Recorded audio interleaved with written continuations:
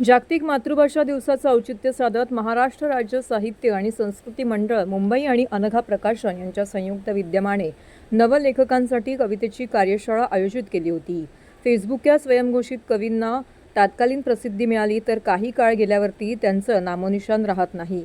मात्र आयुष्यभर कवितेचा ध्यास घेऊन अखंड काव्यसाधना करणाऱ्या कवींची एकतरी कविता रसिकांच्या पिढ्यानमागून पिढ्या आठवत राहतात, असं प्रतिपादन ज्येष्ठ कवी डॉक्टर महेश केळुसकर यांनी ठाण्यामध्ये केले। महाराष्ट्र राज्य साहित्य आणि संस्कृती मंडळ आणि अनघा प्रकाशन आयोजित बेडेकर महाविद्यालयाच्या कात्यायन सभागृहामध्ये नवलेखक कविता लेखन कार्यशाळेत छंदोबद्ध कविता या विषयाच्या सत्रामध्ये ते बोलत होते। या कार्यशाळेचं उद्घाटन डॉक्टर प्रदीप कुलकर्णी यांनी मुंबई मराठी ग्रंथसंग्रहालयाच्या पायरीवर संध्याकाळी भेटून एकमेकांना आपल्या नव्या कविता ऐकवणाऱ्या आणि कवितेवरून परस्परांशी हिरहिरीने भांडणाऱ्या गुरुनाथ धुरी, मनोहर ओक यांच्या सच्च्या पिढींच्या आठवणी सांगितल्या। ज्येष्ठ कवी प्राचार्य अशोक बागवे यांनी कवितेचा आशय आणि अभिव्यक्तीबाबत सदोहरण विवेचन केलं, तर कवितेतील मुक्त छंदाचं सामर्थ्य आणि मर्यादा सतीश सोळंकूरकर यांनी समजावून दिल्या।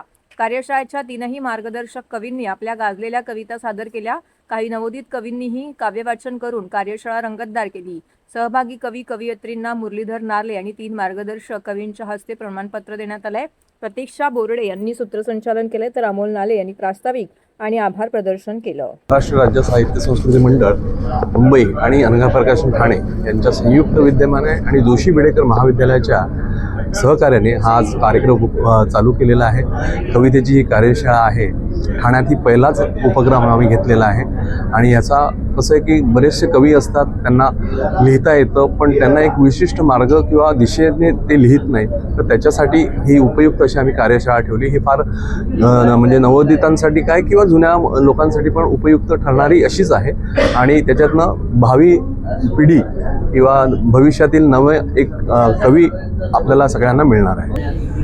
महाराष्ट्र राज्य साहित्य संस्कृती मंडळ अनघा प्रकाशन आणि जोशी बेडेकर महाविद्यालय यांच्या संयुक्त विद्यमाने हा जो कार्यक्रम होतो आहे कवितेच्या संदर्भातली कार्यशाळा, हा माझ्यासाठी अनोखा असा प्रयोग आहे आणि तो ठाण्यात तर मला तरी प्रथमच वाटतंय, कारण अशा पद्धतीचं मार्गदर्शन नवकवींना होणं हे अत्यंत आवश्यक आहे। आणि त्याच्यामध्ये जे आपण ते मार्गदर्शन जे मिळणार आहे त्याच्यातले जे तिन्ही विविध विषय बघितले, अगदी छंदापासून अभिव्यक्ती आशय वगैरे इथपासून सगळ्या विषयाचं मार्गदर्शन हे, आणि ते सुद्धा प्रख्यात कवी करत आहेत, म्हणजे ज्यांनी सत्यकथेतल्या कवितेच्या व्यासपीठावर ज्यांनी आपलं नाव गाजवलं असे अशोक बागवे, आणि ज्यांनी कवितेमध्ये आपलं ठसा उमटवला पहारा या संग्रहाने ते महेश केळुसकर आणि सोळंकूरकर, अशा 3 दिग्गज कवींच्या हस्ते हे मार्गदर्शन होत आहे।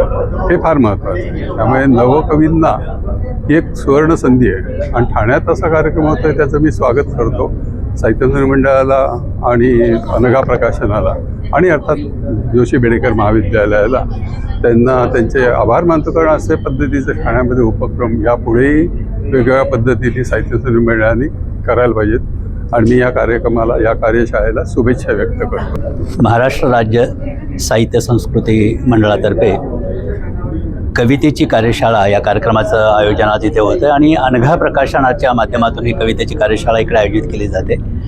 या कार्यक्रमाचा मुख्य उद्देश असा आहे की जी मंडळी नव्याने लिहू पाहत आहेत त्यांना कवितेची पायवाट दाखवणं, कोणत्या पायवाट्यानं गेल्यानंतर कविता आपल्याला अधिक जवळची वाटू शकते, कवितेच्या ठिकाणापर्यंत कशा पद्धतीनं पोहोचता येईल आणि त्यासाठी त्यांना काय काय करायला पाहिजे, काय वाचायला पाहिजे, छंद, मुक्तछंद, आशय, अभिव्यक्ती या ज्या गोष्टी आहेत त्या नेमक्या काय असतात याबद्दलचं विस्तृत विवेचन आज इथे होणार आहे आणि त्यासाठी अनेक महत्त्वाची मंडळी या कार्यक्रमामध्ये उपस्थित होत आहेत। या कार्यक्रमाला खूप खूप शुभेच्छा। महाराष्ट्र राज्य साहित्य आणि संस्कृती मंडळ आणि अनघा प्रकाशन यांच्या संयुक्त विद्यमाने होत असलेली ही नवलेखक कविता लेखन कार्यशाळा ही कवितेमध्ये नव्याने लिहू लागलेल्या मुलांसाठी, कवींसाठी, कवयित्रींसाठी उपयुक्त अशी होणार आहे। याच्यामध्ये आम्ही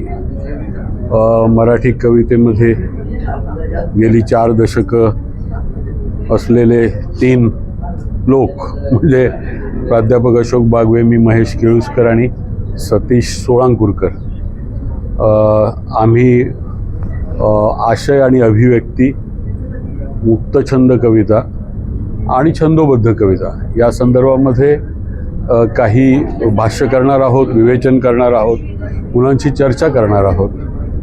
मला वाटतं कविता ही उत्स्फूर्त असते, पण कवीचा विकास होण्यासाठी, कवीचं एक दोन पावलं पुढे जाण्यासाठी अशा कार्यशाळा आवश्यक असतात, व्यासंग आवश्यक असतो. तो या कार्यशाळेमधून साध्य होईल असं मला वाटतं. काय म्हणताय? बेडेकर कॉलेजमध्ये हा कार्यक्रम होतो आहे. कॉलेजची सगळी मुलं आहेतच, शिवाय आणखी काही बाहेरून कॉलेजचे आलेले विद्यार्थी, कवी, कवयित्री हे आहेत. या सगळ्या कार्यक्रमाला माझ्या खूप शुभेच्छा.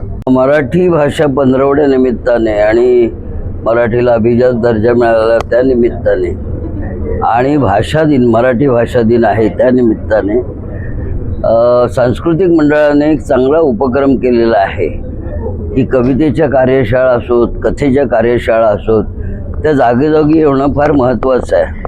विशेषतः महाविद्यालयीन विद्यार्थ्यांसाठी ही पर्वणी आहे. याच्यात कवी निर्माण होत नाहीत, पण कविता कशा कराव्या त्याचं मार्गदर्शन मिळतं आणि मार्गदर्शन करणारे जे महत्त्वाचे कवी आहेत ते मार्गदर्शन करतात आणि त्यामुळे एक कवितेचा बेस तयार होतो, एक कवितेची संस्कृती तयार होते आणि त्यामुळे आत्ताच्या फेसबुकवर असलेल्या कवितेच्या विरोधात म्हणा किंवा कवितेच्या पद्धतीने म्हणा, हे जे फॅड आलेलं आहे कवितेचं, कोणी काही लिहिताना उठतं, त्यापेक्षा व्यवस्थित आपल्या मातीचा गुण असणाऱ्या ज्या कविता आहेत त्या कविता तरुण वर्गाने निर्माण करावेत आणि भारतीय मराठी संस्कृतीचं संवर्धन व्हावं हा उद्देश त्यामागे आहे. आणि आजचा हा कार्यक्रम अमोल नाले हे अनघा प्रकाशनाचे करतायत, त्यांना माझ्या शुभेच्छा आहेत.